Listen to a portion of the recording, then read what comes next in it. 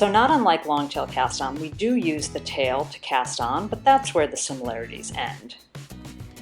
First, the tail is going to cross over the top of your needle to the front. Then just bring it in front of the working yarn. So not behind the working yarn. Make sure that it's going in front, meaning towards the tip of the needle, over the working yarn. And you'll notice that puts the tail over your finger. That's one difference between long tail. So this is going to work in pairs. The first stitch is the yarn coming in front of the thumb and scooping the finger yarn through, followed by yarn over. Again, in front of the thumb, scoop the finger yarn through, yarn over. In front of thumb, scoop the finger yarn through, yarn over.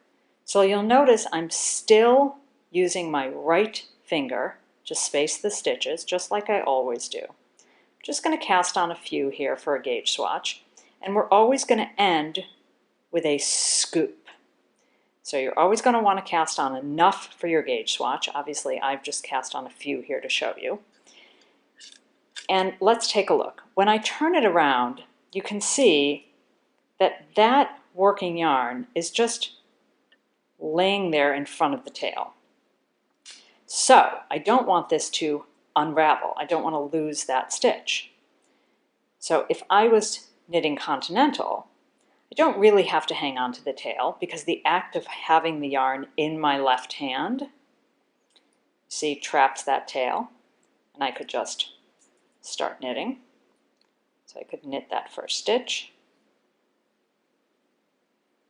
But I want to show you for throwing, because for throwing, what I like to do, because I've got the yarn in my right hand, it's very easy for that to unravel, is I'm going to hold the tail with the needle, because I don't want that stitch to unravel.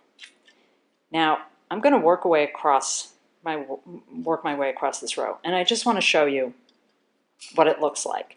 Because although it looks like a provisional cast on, notice we're using the same yarn. So it's not scrap yarn, and it's not provisional. It can't be ripped out. So I could never use this for a project cast on, because what it looks like is open loops of yarn with one little strand of yarn running through it, but that one little strand of yarn that's running through it is our working yarn. It's the same yarn that we're using to knit with. So I'm just going to do one more row and take a look, and then I'm going to go ahead and finish the gauge swatch. Well, it's not really a gauge swatch because obviously it's too tiny. I would need at least 6 to 8 inches. I'm an 8-inch gauge swatch kind of gal. Oops, standing on my yarn. One little thing you should not do when filming a tutorial is stand on your working yarn. It's just not good. So let me turn around and take a look at this, and we'll see what just a couple rows looks like, and then I'll finish it up and we'll see.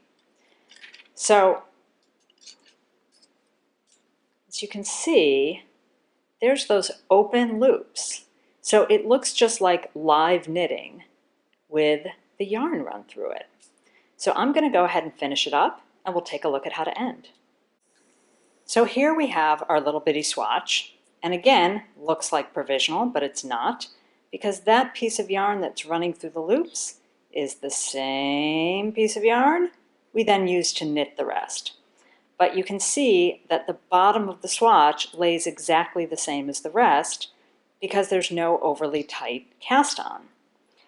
So to match that, I don't bind off at all, but I cut a length of yarn wide enough to simply put the loops on a tapestry needle and run the working yarn through the loops.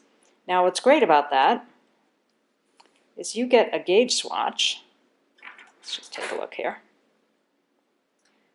without having to worry about the overly tight cast on or the overly tight bind off, and you get a swatch whose fabric really moves the same way as your garment will. So that's my tip for a cast on and a quote-unquote bind off for a gauge swatch. Hope you found that useful.